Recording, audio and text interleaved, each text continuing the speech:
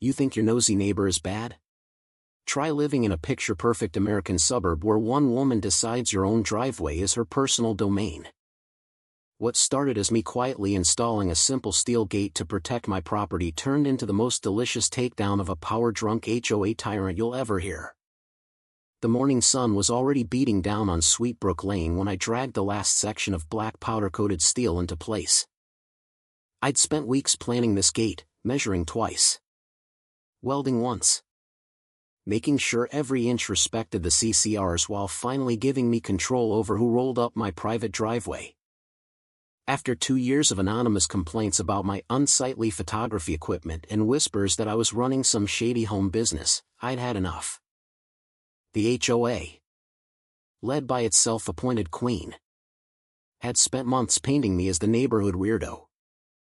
So I stayed quiet, smiled politely at the board meetings, and observed. People like that always overplay their hand eventually. I was halfway through bolting the automated opener when the familiar click-clack of sensible heels on concrete announced her arrival. "Excuse me? What in heaven's name is this?" Linda Voss stood there in a crisp peach cardigan, pearls gleaming, clipboard in one hand like a holy tablet. Late 50s.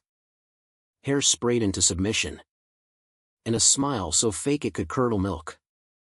As president of the Sweetbrook Estates HOA, she treated the bylaws like they were handed down from Mount Sinai. I wiped my hands on a rag and gave her my calmest voice. "Morning, Linda. It's a gate. For my driveway. On my property." Her eyes narrowed behind oversized sunglasses. "You did not submit an architectural modification request. This changes the entire aesthetic of the neighborhood. It's industrial. Aggressive. It's a gate. Not a tank trap," I said mildly. Section 4.2 of the CCRs clearly states that driveway enhancements that don't obstruct shared access or common areas are permitted. I've got the plat map right here if you'd like to see where my property line ends and the easement begins. She hated that I knew the rules better than she did. An hour later, a code enforcement officer rolled up exactly as predicted. Linda had already worked herself into a righteous lather, arms waving as she told the poor guy I was barricading the community. The officer looked at the gate, looked at the property pins, and sighed the sigh of a man who'd seen this movie before. "Ma'am, this is his private driveway. It's not even connected to the main loop. The easement is clearly marked for access to the 3 rear lots. But it feels like shared access," Linda protested, voice climbing an octave. The officer actually chuckled. "Feelings aren't in the county code. Ma'am. He's within his rights." I handed over my neatly organized folder, plat map, CCR excerpts, photos of the easement markers. The officer nodded, told Linda to have a nice day, and left. She stood frozen in my driveway, lips twitching, looking like she just swallowed a lemon whole. That was the moment the mask slipped. Just a little. I didn't tell her the best part yet. The easement road that served the 3 houses behind mine curved right along the back of my property. Technically, I still had to allow passage. But nothing in the rules said I couldn't install a secure, keypad-controlled gate and require formal access agreements. For safety and liability reasons, of course.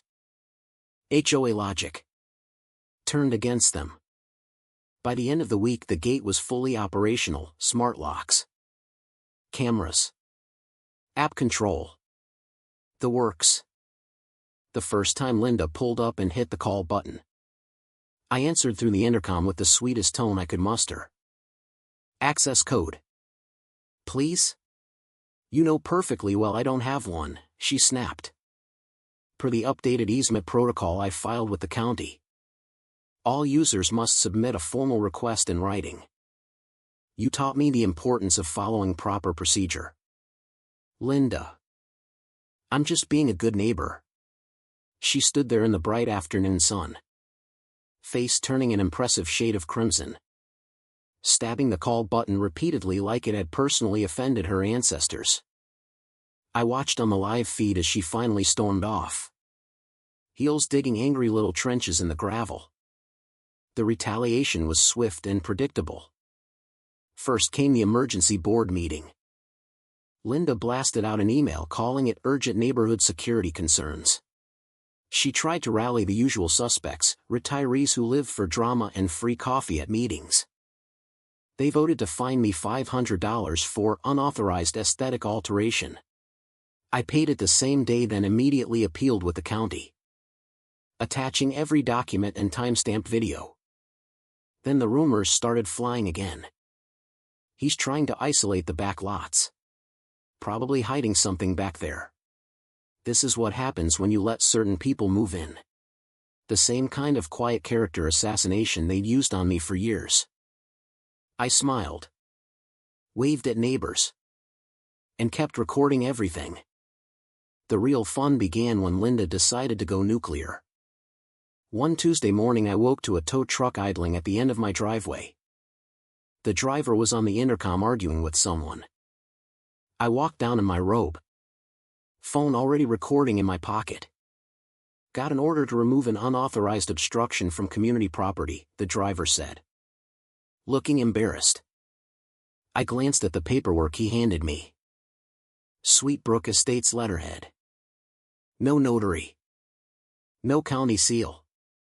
Just Linda's looping signature demanding immediate removal. I smiled.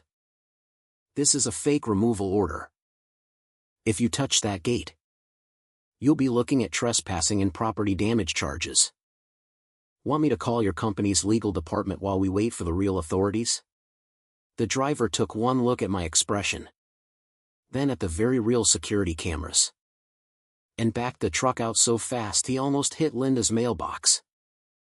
She was standing across the street in her robe, arms crossed, watching her brilliant plan evaporate in real time. The look on her face, pure, unfiltered panic mixed with disbelief, was priceless.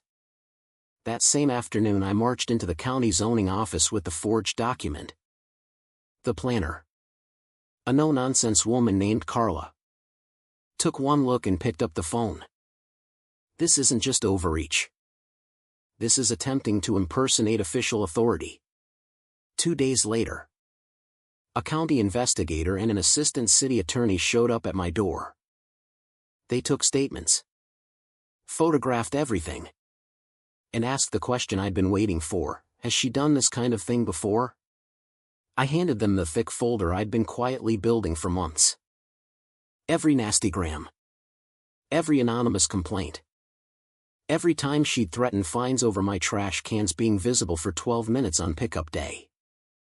They left looking very interested. Linda tried the charm offensive next.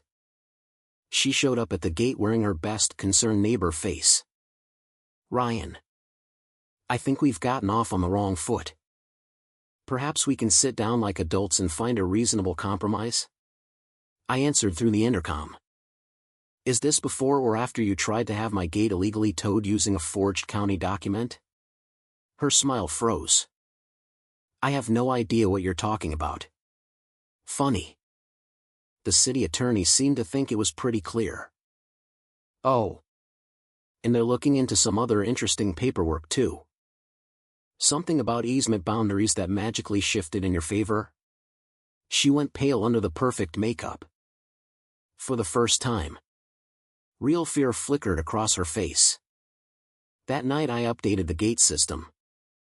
Every code was now individual, time-stamped, and logged. Any funny business would leave a trail brighter than her spray tan. The breaking point came at 3:17 a.m. 3 nights later. My phone buzzed with a motion alert.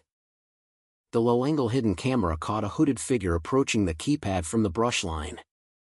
He worked on the panel for about 40 seconds with some kind of tool before my secondary alarm scared him off. I saved the footage. Found a snapped-off piece of bypass wire in the gravel the next morning, and called the sheriff's department. When the deputy arrived, I handed over the flash drive and the bagged wire. I have a pretty good idea who sent him. 2 days later they matched a partial print. The would-be saboteur was Linda's brother-in-law, a part-time locksmith with a gambling problem. He folded quickly, said Linda told him the gate was illegally installed and she had authority to remove it. The dominoes fell fast after that. The DA's office subpoenaed the entire HOA.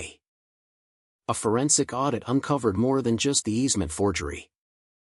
Linda had been quietly siphoning dues into a community enhancement fund that somehow paid for her new patio furniture, a luxury cruise, and events that were really just her book club wine nights. Over $28,000 gone. The morning they came for her was beautiful, bright blue sky. Kids riding bikes. Sprinklers hissing. I watched from my workshop window as the unmarked cruiser pulled up to her McMansion. Linda came out clutching a folder, still trying to argue in that clipped, righteous tone. The deputy wasn't having it. He read her rights while papers fluttered across her perfect lawn like surrender flags. Neighbors peeked through blinds. Phones came out. The group chat exploded. Half the board resigned within 48 hours. The remaining members looked shell-shocked, suddenly very eager to cooperate fully with authorities. I hosted a low-key barbecue that weekend. The gate stayed open the whole afternoon. People brought food, stories, and quiet apologies for believing the rumors. For the first time in years, the neighborhood felt normal. No one checking if your holiday lights were tasteful enough. No more citations for parking your own car in your own driveway. Linda's house went on the market 3 weeks later at a noticeable loss. The listing photos carefully cropped out the for sale sign next to her former kingdom. Prospective buyers were quietly told the full story by helpful neighbors. The civil suit came next. Over 60 households joined a class action for restitution. I agreed to be the lead plaintiff. When the checks arrived, I framed mine and hung it above the workbench, right next to the first photo I ever took in this neighborhood, a beautiful sunrise over a quiet street that was never really quiet. The new HOA board is boring in the best way. Normal people. Teachers. Nurses. A retired accountant. They actually listen. Last month they voted to simplify the rules. No more approved paint swatches for sheds. No more fining people for visible garden hoses. And my gate? Still standing. Still controlled. Still perfectly legal. Sometimes, late at night, I review the old footage. There's Linda at the gate that first day, face twisted in entitled fury. There's her frozen expression when the tow driver drove away. And there's the final shot, her being led to the cruiser. Pearl's Askew. Looking small for the first time. The neighborhood is peaceful now. Kids play in the street. People actually talk to each other instead of reporting each other. Funny how that works. So tell me, folks, was I the villain for daring to protect my own property and expose the abuse? Or was Linda just a symptom of a system that gives petty tyrants way too much power? Drop your thoughts below. Who is really in the wrong here?